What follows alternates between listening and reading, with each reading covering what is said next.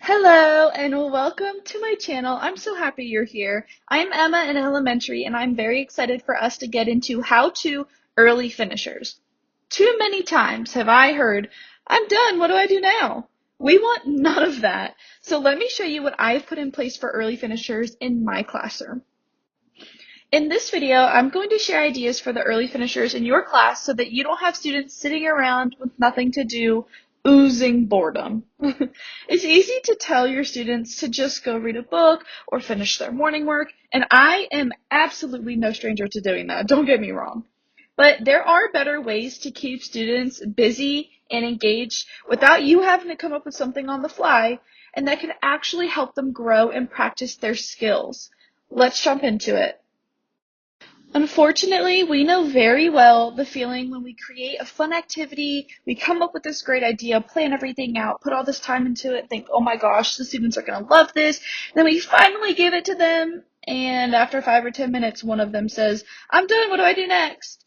We feel frustration, confusion, and sometimes we're just lost because maybe you didn't anticipate a certain activity or a project being done so quickly. And you're thinking, well, what should they do now? I didn't plan anything else. So students do often get through things quickly either way, especially gifted students. When I was working on my gifted endorsement in undergrad, something that I learned was that gifted students get bored. They need to be challenged and pushed, and gen ed students need that as well.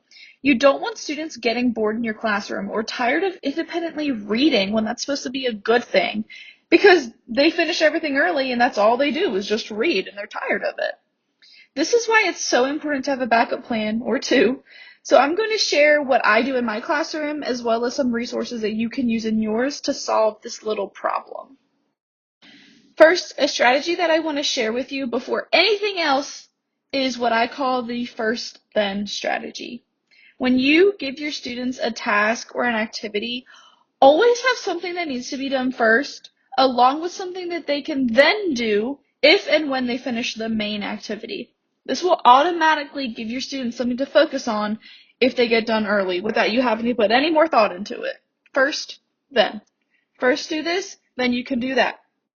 It's important that you have a plan put in place with regular backup options for when students finish their tasks early. This is the plan that I have in place, and I go over this at the beginning of the year with my students as part of our routines and procedures, so they know it from the jump.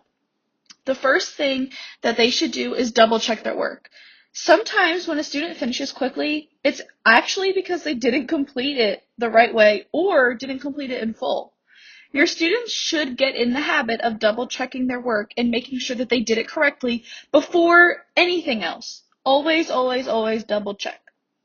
Once they have double checked their work, I like to give my students choices. Autonomy is one of my classroom values, and I take advantage of every opportunity that I have to give it to my students. This is one of the greatest opportunities for that. I let mine choose to either independently read, do assignments in their unfinished work folder, which I'll talk more about later in the video, or to do the early finisher choice board, which is my personal favorite. So let me talk to you more about that.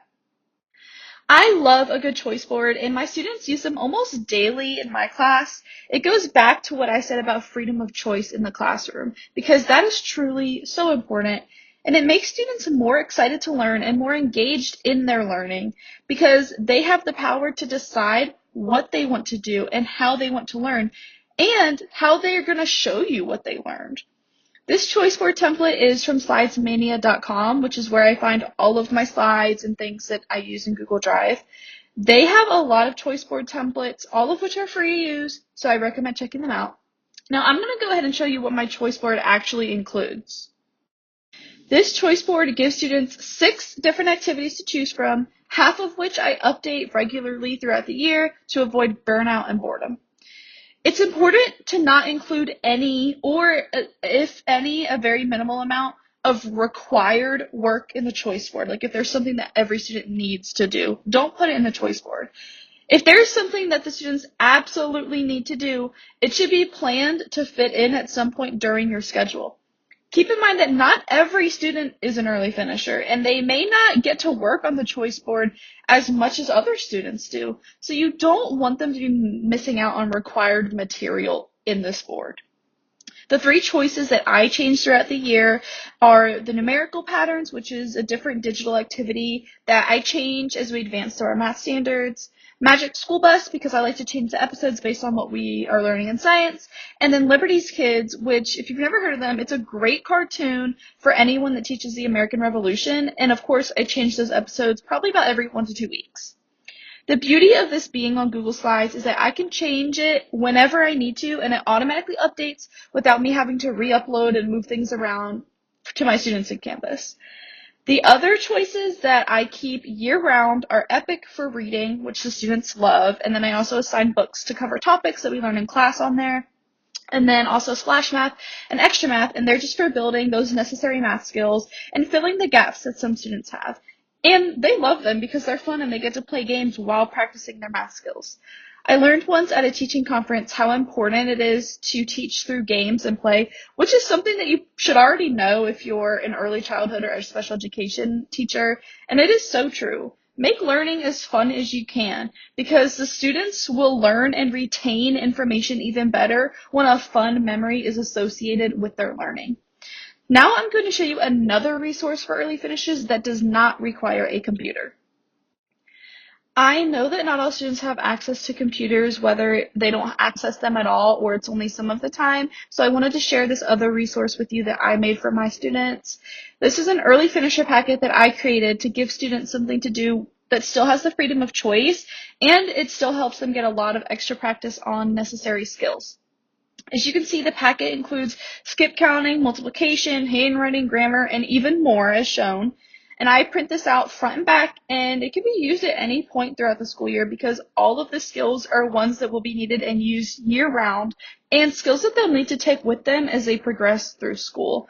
This full packet is available on my TPT, M and LMN. The link is in the description as always, and it's best for grades 3 through 5. I mentioned earlier in the video that my students have an unfinished work folder. This is what the cover to each folder looks like, which I made on Canva. I did not have these my first year, and it was one of my biggest housekeeping regrets for the whole year. These come in handy so often when you have students finishing things early, or if you have little gray areas during the day, which does happen. I highly recommend having these in your classroom. I do have a version that says just unfinished work folder available for free on my TPT and a couple different fonts for you to download and choose from. The last thing that I want to share with you is something else that you can use in those gray areas of the day that I mentioned. Although there is so much for us to do and cover, we don't want it to be overload, and there can be times when you have a little bit of extra time here and there before the next thing. And you should be filling it with more than just, let's go do another brain break, or you can go ahead and read independently. If you've ever heard of must do, may do, this is very similar to that.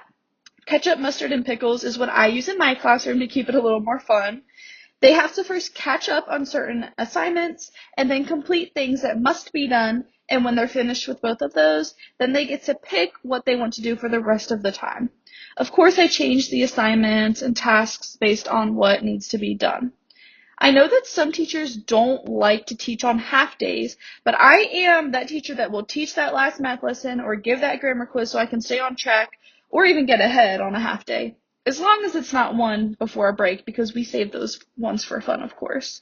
So ketchup, mustard, and pickles is something good to use on a half day, if that's your jam. This is a great tool because even for those students that finish things quickly, they have what is essentially an endless list of things to complete. There are some students that thrive on this too. That's how I was when I was in school. And I would just advise you not to include activities that students might need guidance on, because then that would create a crowd around your desk, which we never want, especially if you're using this during a time where you can focus on some other things that you need to do. This slide is part of my editable daily slides on my TPT for you. And that is everything that I have to share with you in How To Early Finishers. Thank you so much for tuning in, and I will see you in the next video.